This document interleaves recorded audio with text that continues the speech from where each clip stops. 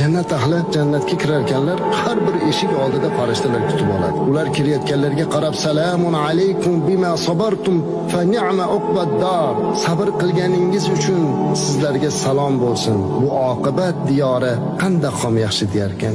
Endi tasavvur qiling azizlar, mana shuni eshitganda mu'minlarda shunaqa bir huzur paydo bo'lar ekan. Chunki siz bu dunyoda bir yangi narsa kiyib olsangiz, do'stingiz ko'rib muborak bo'lsin, qutlug' bo'lsin desa, yoki bir yangi markab olasizmi? Yangi nimadir ne'mat sizga berilgan bo'lsa, buni boshqalar qutlasa, siz xursand bo'lasiz.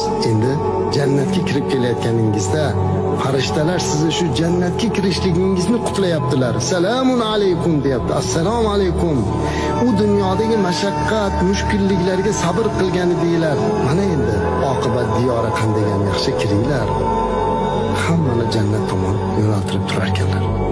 Ular jannatga kiraverishda bir chashmaga borib poklanadilar. Bu yerda bir chashma bor.